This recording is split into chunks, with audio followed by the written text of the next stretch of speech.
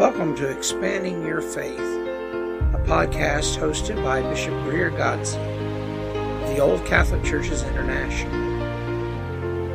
Expanding Your Faith brings together a panel of well-educated clergy and laity to discuss modern events with a biblical perspective. Our podcast is about to start. Please stay tuned.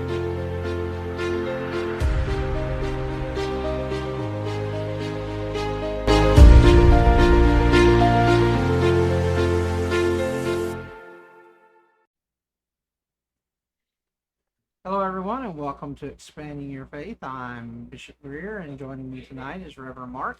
Greetings, everybody. And Bishop Ben. Hello, greetings to all. And tonight we're going to talk about technology and the church. As I was sitting here before we started the podcast, fighting with technology in the church.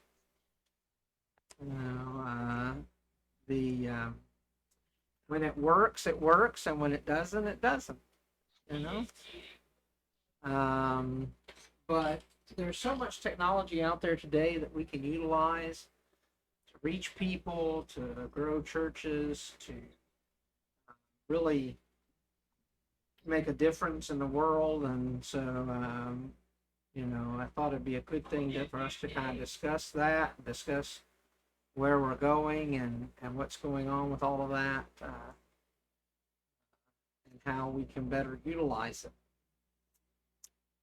it. It's interesting. I remember chuckling when you sent me the text of what our topic was going to be, because I was thinking, we can talk about the actual technology in the church, and then the mindset that the church has as a whole towards new stuff, right? Towards, yes, technology, and the broader picture of the church embracing the idea of moving forward so that you can continually reach folks where they are, understanding culture and so forth, because how people view technology kind of gives an overall and a bigger picture as well, right, of their mindset towards trying to reach a community and the people around them.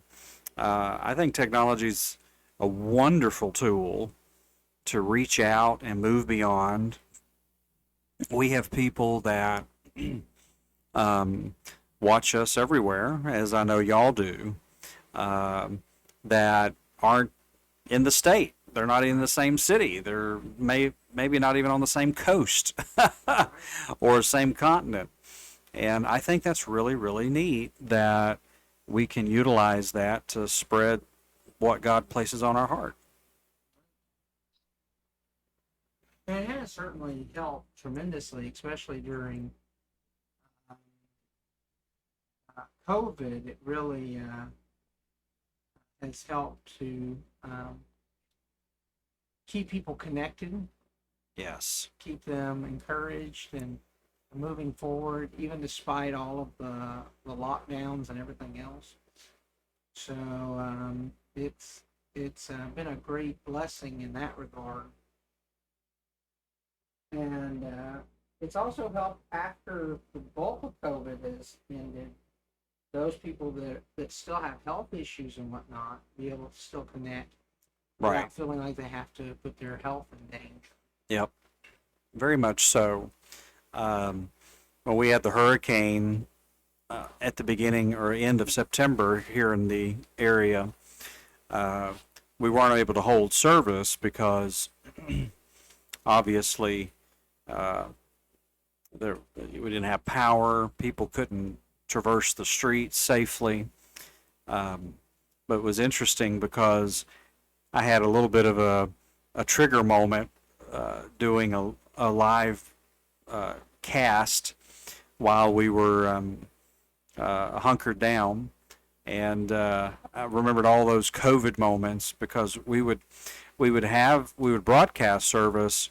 We actually had people, a handful of people that would come, but we all social distanced.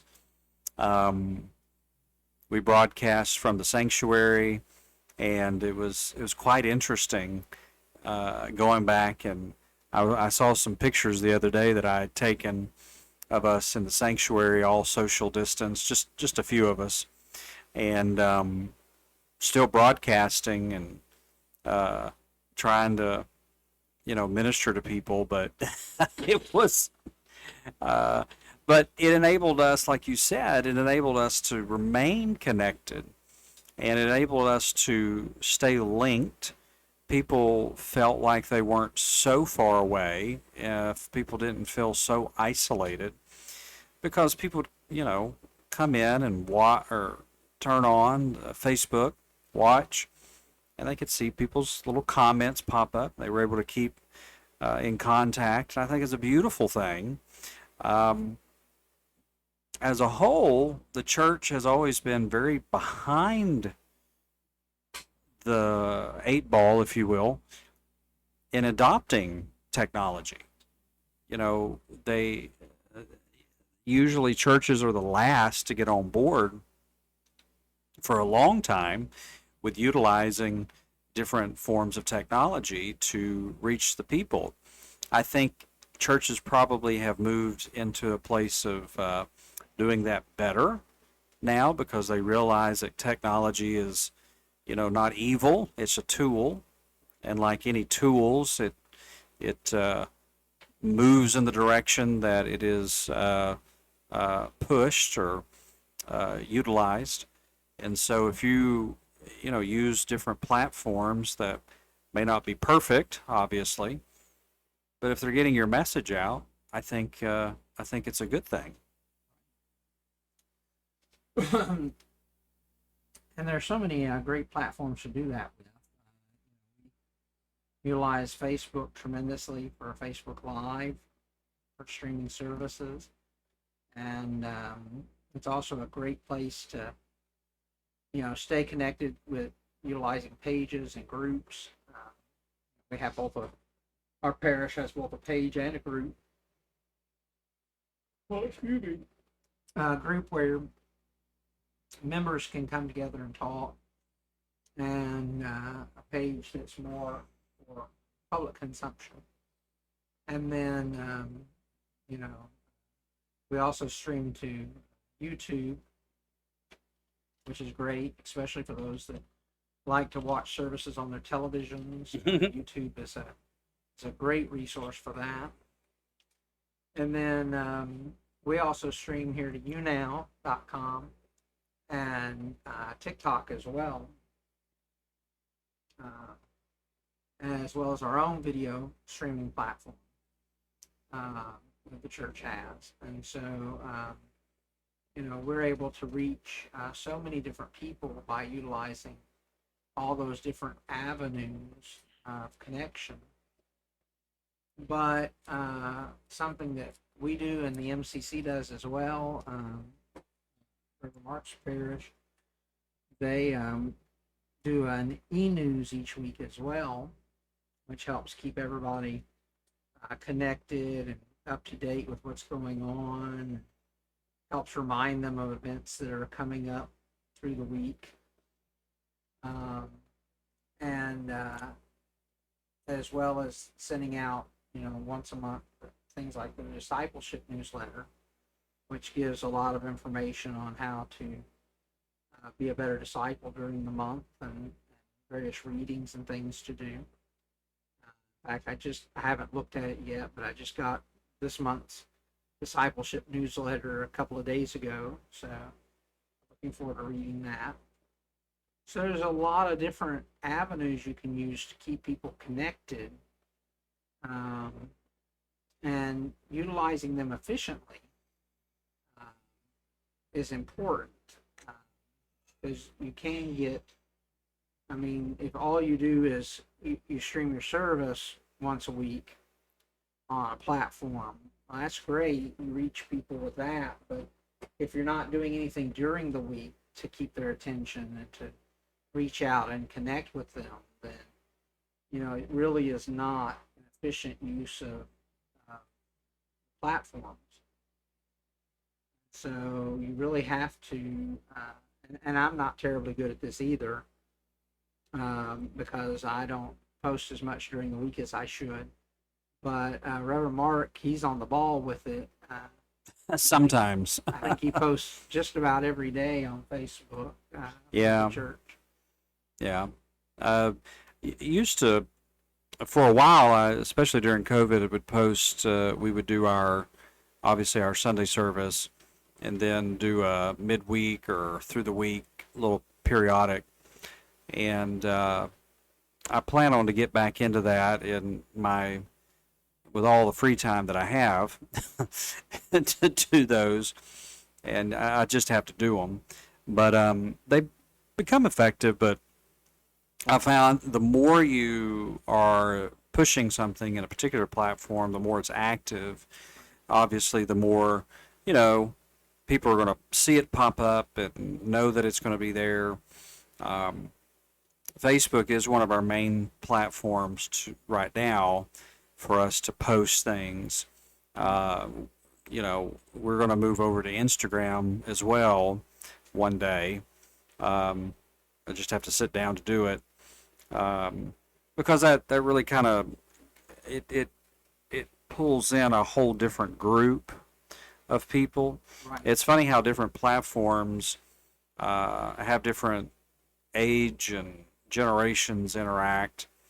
You know, and we have to be aware of that. We have to be aware of where the people are and the best way to reach them in those areas.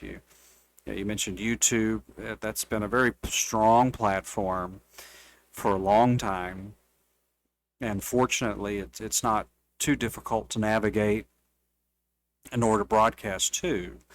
And I think that's the other part of it is things have become easier for churches to, even on a limited budget, be able to produce something decent and of good quality. The setup that we have now at MCC, 10 years ago would have been so many thousands of dollars. The computer we use to stream with was expensive, but all the other components relatively affordable. And I don't think churches or ministries or nonprofits should be scared as much as they used to be to venture into those platforms and into that technology, because it's very affordable now, and most stuff is easy to navigate as far as the platforms. Right. I think that's very accurate. And I think that it's important that we utilize those to reach out to people much as humanly possible.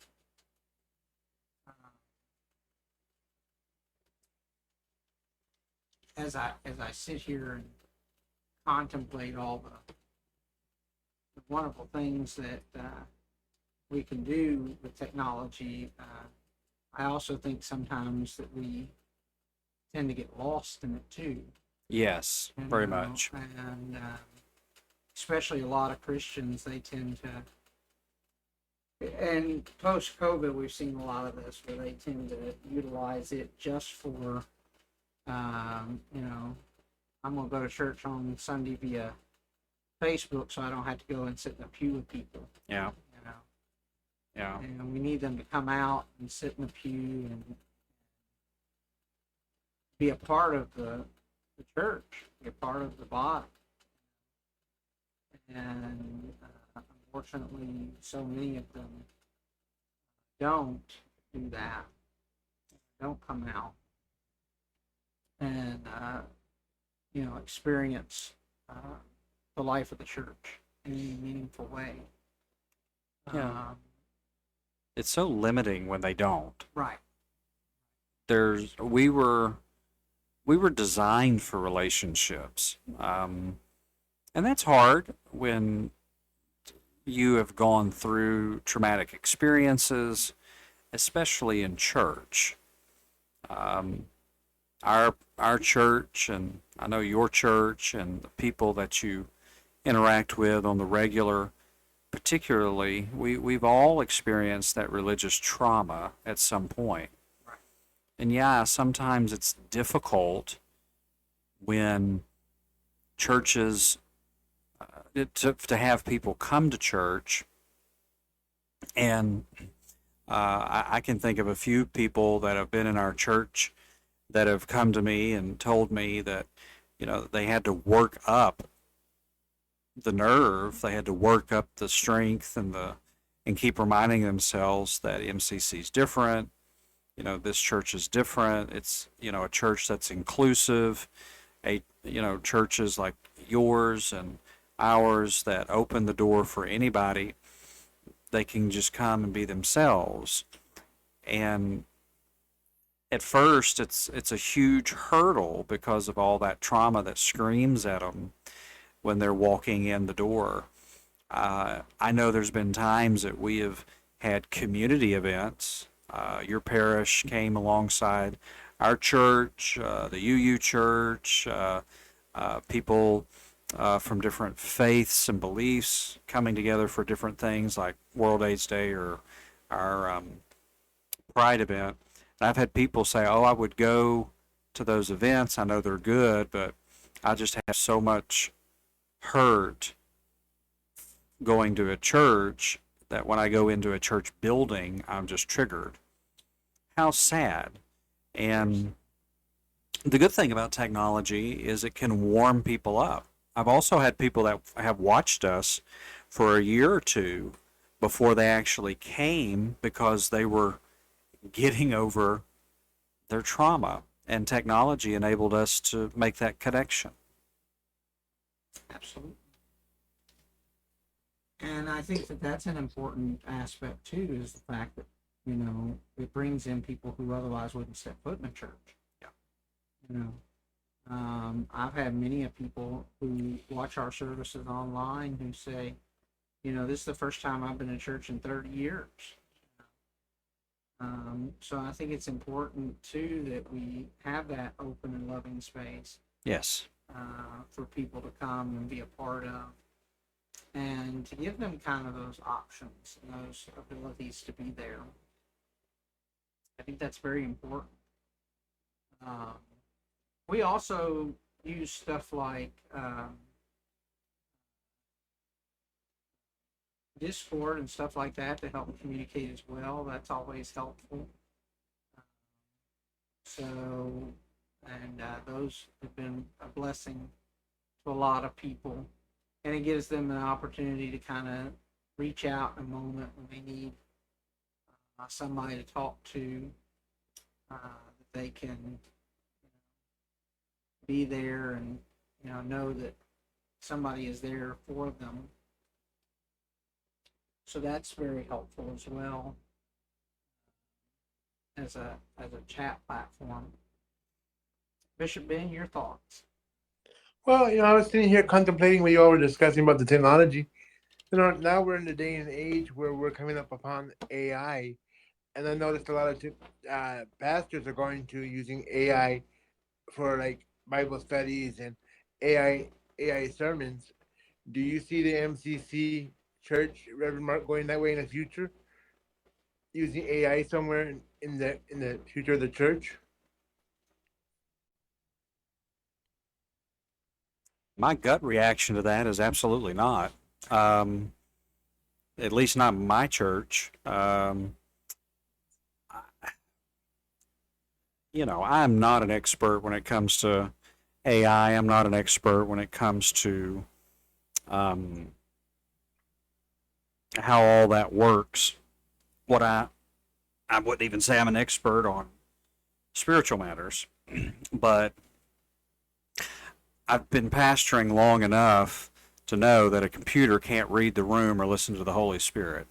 Right. And I know a lot of pastors that they have a predetermined sermon outline for the lectionary, and I don't push people or what's the word I'm looking for? I don't fault people for that at all. I have books that kind of give me some ideas and stuff like that. I've consulted them. Probably 90% of the time, I don't use them. But because a congregation is very fluid, it changes.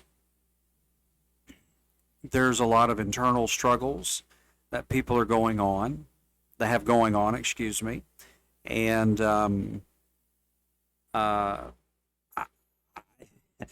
I don't think that a computer is going to be able to, not anytime soon. Now, if we had the computer core of the Starship Enterprise from the 24th century, perhaps, but Right.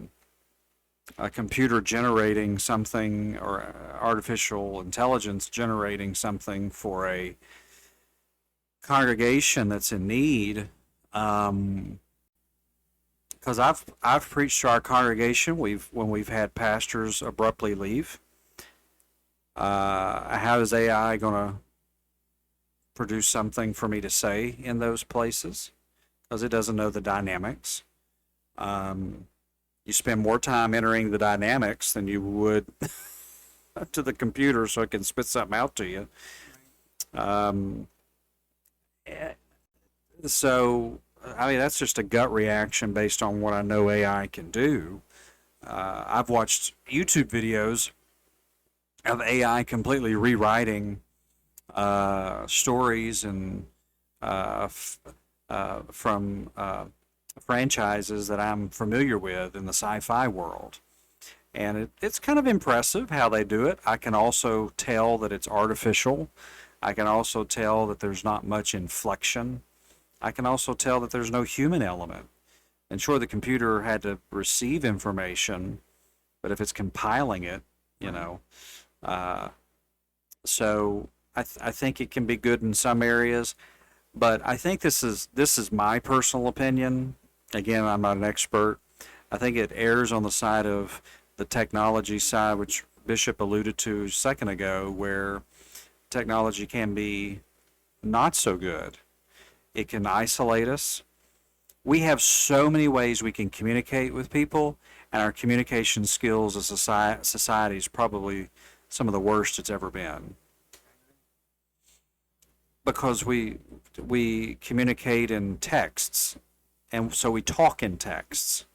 And if you start communicating with people beyond the pattern of a text in a phone, you start talking to them one-on-one, folks have a hard time.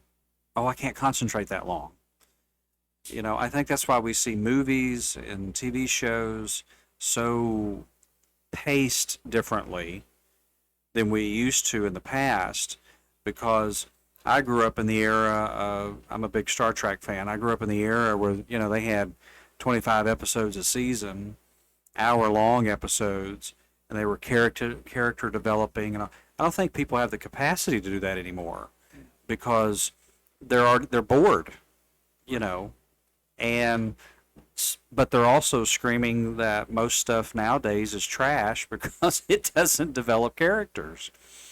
And I think it's because we've been trained to live in the realm of what we can comprehend or what we can hold as texts. And I mean, I text all the time, but I don't communicate like a text when I'm in front of somebody. So sorry for the rant there. No, fine. No, it was very good. I was just curious about what you all thought. It's the same question for you, Bishop. Where do you stand on using AI within the Old Catholic Churches International? I don't think it has a place in the church, honestly, because I think that it's important that we maintain kind of this connection with each other. And I think that it's important that we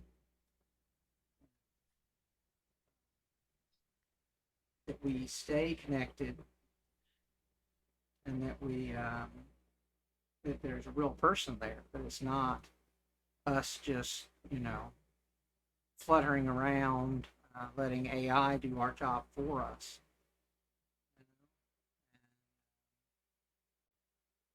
I think that we can get too reliant on those types of things and ultimately end up losing focus entirely on what's important.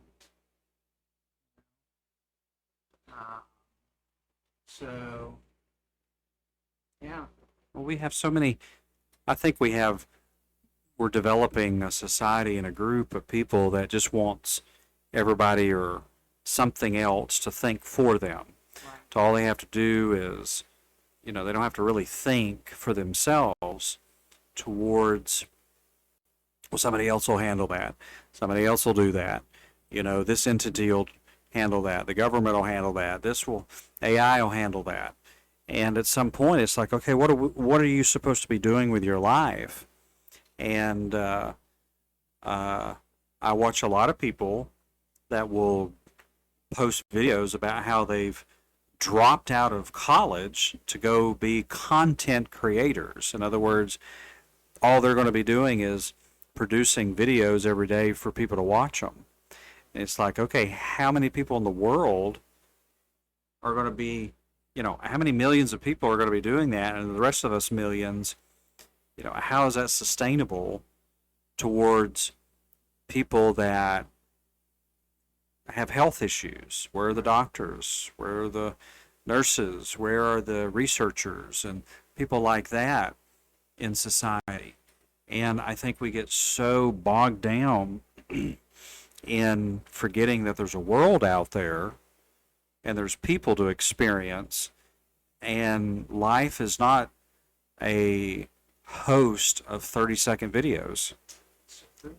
And as entertaining as it is, now I'll admit, because I send Bishop funny little videos and Bishop sends me funny little videos all the time, I'll admit, yeah, they're wonderful to get a chuckle, but my goodness, how many hours of the day do we have to wade through videos before we come to 1, 2, or 3 that we think are wholesome or funny or whatever?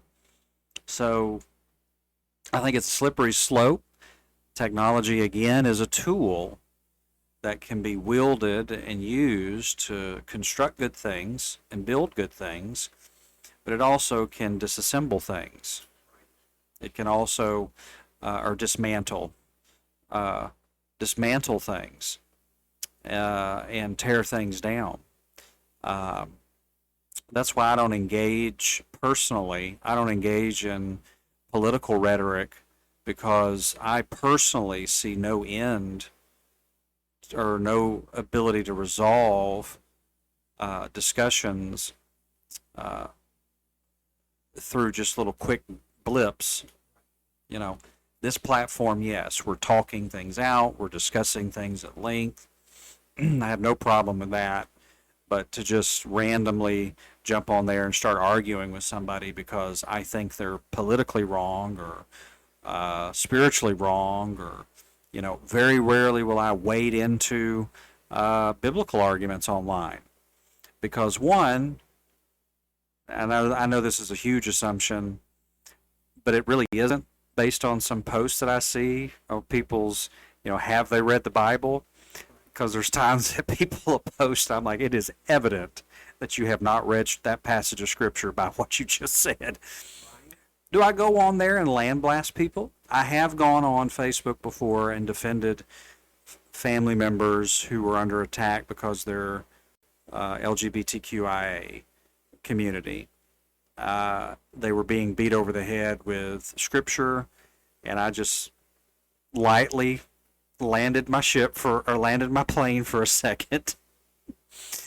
Said, you might want to go back and read that scripture again, expanded for a second, and then I got back on the runway, took off, and didn't look back.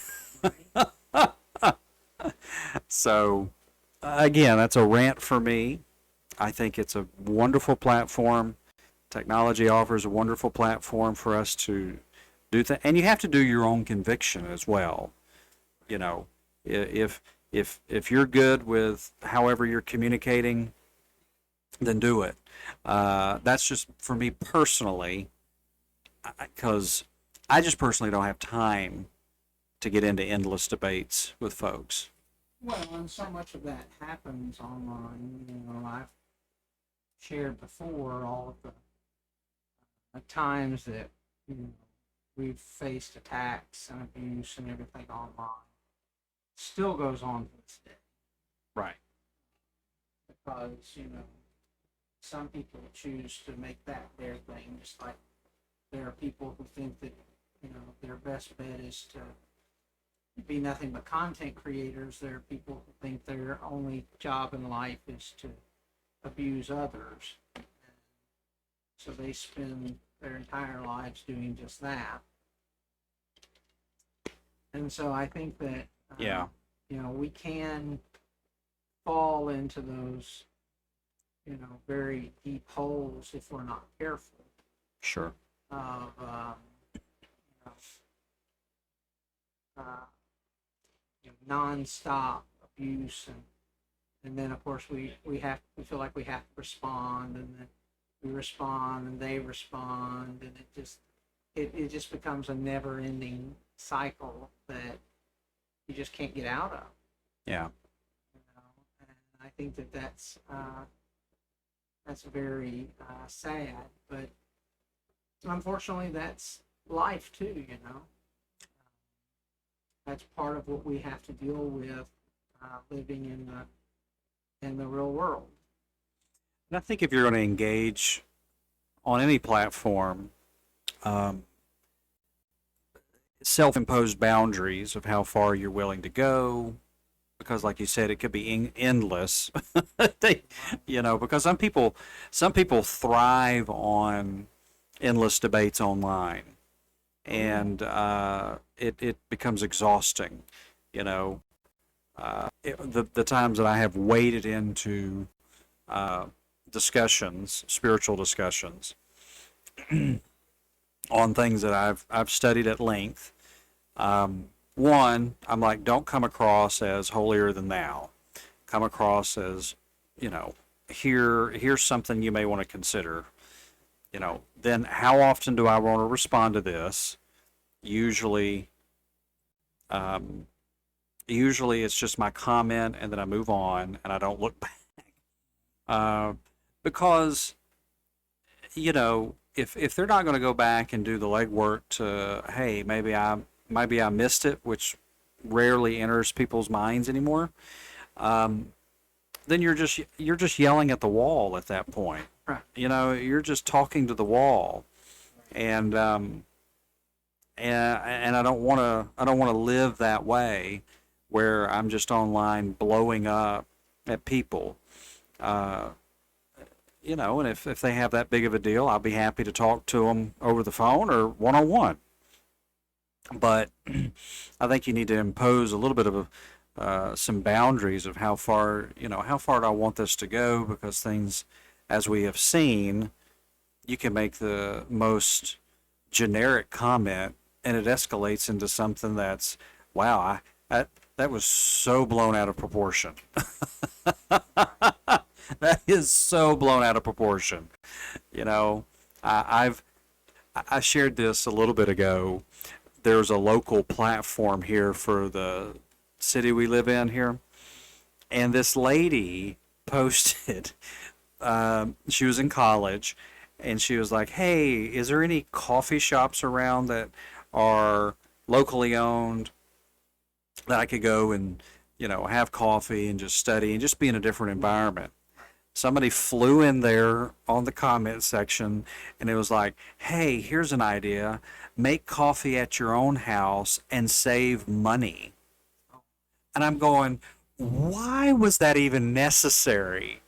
Why was that even necessary for you to fly? A woman was just simply saying, hey, know any local. First, she was asking for locally owned, not a chain, but a local owned restaurant. Okay, so she's supporting local business. And she just wanted to change, just a different little atmosphere to go and do some stuff and work on. And this person comes flying in and just makes something out of the most innocent comment. And you're going, okay. And unfortunately, that is how things work sometimes. choose, as one friend put it, people choose violence. They wake up and they choose violence. Um, I think that unfortunately is the case sometimes. I agree. So we have to do what we can to try to avoid that as much as humanly possible. So, yeah. Bishop Ben, your thoughts? Well, in keeping with ideas of technology in the church, we were discussing different platforms. The one thing we haven't discussed is watching modern churches so far. Like here where I'm in the Metroplex of Houston area. A lot of mega churches use their sanctuary, and they open up their service as a rock concert in the beginning. Lights, laser beams, the whole 9 yards. To me, that seems like that's overkill for a church. Yes, the lights and stuff have a place in service, but for me, a rock opening a worship service as a rock concert doesn't do it for me. Yeah. I Yeah. understand. A number of churches that, because I came out of Pentecostal charismatic background, and a lot of churches were moving that way very aggressively when I was pulling out. And, we use multimedia in our church. We use videos. We have things that help aid. Um, and even when I was past my first pastorate and stuff, I just didn't have a desire to not utilize technology, but not to have a desire to just saturate us with stuff. You know, just because you can doesn't necessarily mean you should. What did Paul say? Um, uh, all things are permissible, but not all things are beneficial. So there are some things that you have to say, okay, is this a benefit? I can do it, but is this a benefit? I'm permitted to do it. But I think it really detracts from what you're trying to do, and you're moving over into sensationalism.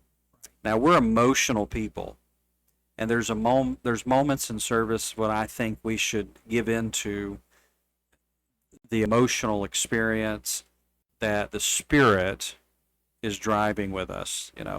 People that cry, people. I've been surprised. We have such a diverse congregation as far as backgrounds. We have Baptists, we have Methodists, Lutherans, Catholic, Old Catholic. We have Pentecostal, and Episcopalian. All those groups meet inside MCC in our services, and I'm always curious because there'd be times in the service where I feel very touched by what's being said or sung, and I begin to cry. And I'll have people come up to me after service and, Pastor, are you okay? I saw you crying. And I'm taken aback a little bit by it because I give in to my emotions when I sense that whatever was said, whatever was sung, really touched my heart, and that's what I needed to hear. And I have to be careful understanding that people have different backgrounds and experiences and levels in which they give into their emotions. But I think you can take that way too far and you miss the message of what's being said and what you need to hear because you're so caught up in, ooh, they played that beautifully, or ooh, the lights are on point, or ooh, they have a new setup on the stage, and uh, I think we use technology, but we don't have to. It doesn't have to be a Lady Gaga concert. And see, that's why I say, to if people feel that they have to have a concert to engage with the Lord and truly worship, then where is your heart really at? Do you want to come to church because it's fun, or do you want to come because you want to worship and experience the Holy Spirit. That's a good point. Yeah. That's a very good There is point. a balance, like you say, there is a balance between technology and worship. And for me, as an old Catholic, when we're up behind the altar, we're not there for the spotlight. We're there to put God and Jesus in the spotlight, not us. Right. So, And that's a good point too, because I think that in some respects, technology sometimes does get in the way of the Holy Spirit.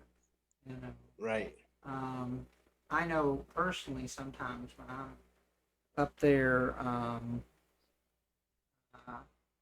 in the middle of mass and technology isn't doing what it's supposed to be doing, Mm-hmm. it is a great distraction to me. Very. Just, yeah. You know, and I am sitting there trying to figure out what the heck I'm going to do while I'm sitting there um, trying to say mass, you know, and that's, and Bishop Ben, bless his heart, uh, does me a huge favor sometimes and turns off the comments online because he knows that I can see them when I'm up there on the altar. And Mm-hmm. so he turns them off so that I won't be distracted by what's going on online. Yep. But if it were not for that, you know, I would easily be distracted on a regular basis um, with what's going on TikTok or Facebook or wherever. Audio is a huge distraction for me because Yes. I have a background in audio. I've done television. I've wired sanctuaries for audio, and I'm also a musician, and I know how distracting audio can be because the saying is when the sound is right, nobody notices. Yep. When it's not right, everybody notices, Yep. and it pulls people out of what's going on. I've watched amazing sermons. I've watched amazing services.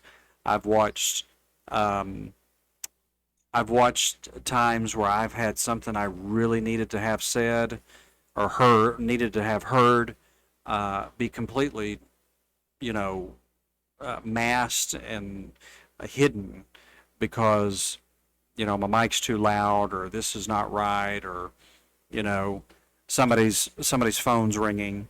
And I know that I can't control that, but audio is a big thing, and luckily, you know, Bishop helps a good bit and catches many of those problems now for us, and uh, because if not, I have to get up, walk to the back of the church. Everybody's watching me walk to the back of the church, Mm-hmm. and it just interrupts and sometimes you don't get people's attention back, Right. and you know, and it could be an innocent thing. You know, it could be something that, you know, a button got pushed by accident or a slide got slid by accident, and it's nobody's fault. Nobody did it Right. maliciously. It's just an accident. Somebody dusted the board a little too hard. Right. Yeah. Uh, I have to make it a habit that every time we have church cleanup day that we test the board a lot Right. afterwards. Right. And you know the thing for that, you know, is a senior pastor like you and Bishop, when you're actually running the service and running the mass, that's something a senior pastor shouldn't have to worry about.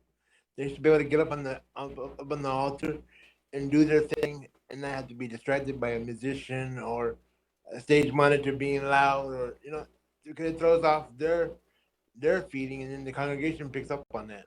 Right. Yeah. Right.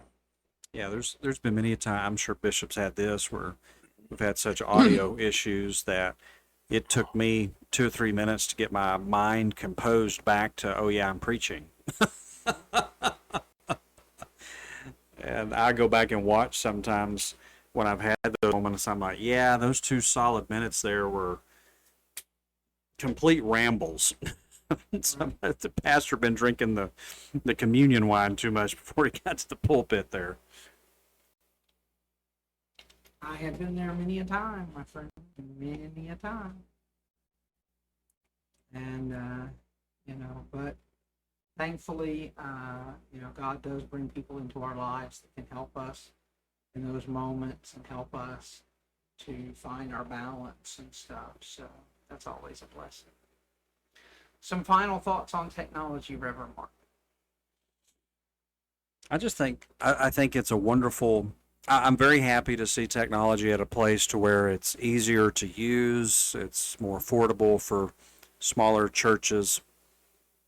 I think we have to be careful, like with anything in life, that we must live with balance, and we must embrace not being so overwhelmed with it that's all we see. We have to remember in ministry, it's about people. Church is about people. It's about touching those hearts. It's about making sure people know that they're loved and celebrated, and not worrying about how flashy everything is, not worrying about how this works or that works to the nth degree. But remember that let's use it as a tool to minister to folks. When it works, it's great. If it stops working, you have to push through and still get your message out to the best of your ability. Absolutely. Bishop Ben, your thoughts? Well, the things like that, talking about moving forward, when things happen in the church, we just move forward and not acknowledge it because it may throw off the Holy Spirit from moving within the congregation or allowing that person that needs to hear the certain message being preached, not allowing them to hear it. So we just have to be mindful on how we use technology, when we use it, and how long we use it for, and just not get hung up in technology, period. I agree. And I would encourage everyone listening, especially if you're a pastor or if you're on a church board, work to, find ways that your church can utilize technology without becoming too much of a distraction or too much of a burden. And ignore the beeps in the background and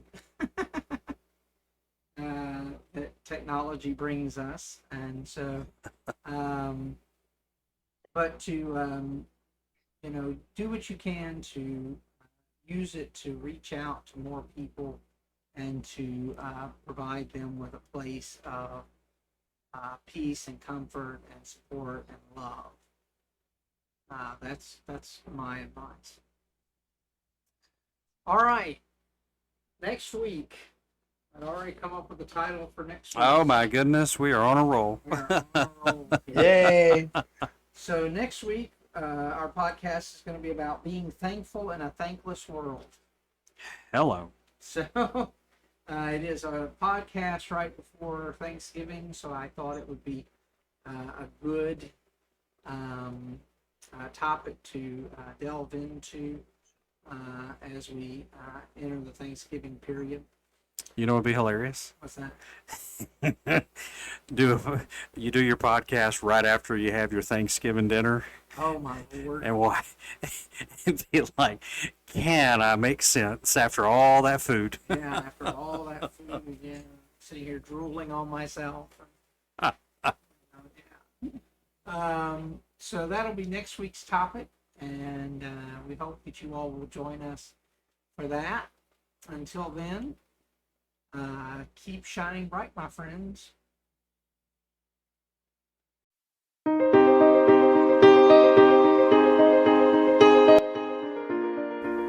Thank you for joining us for this episode of Expanding Your Faith. For more information on Expanding Your Faith, check us out on facebook.com/Expanding Your Faith. We are available on Apple Podcast, Spotify, Google Play, and wherever you find your podcasts. Until next week, when we once again attempt to expand your faith, keep shining bright.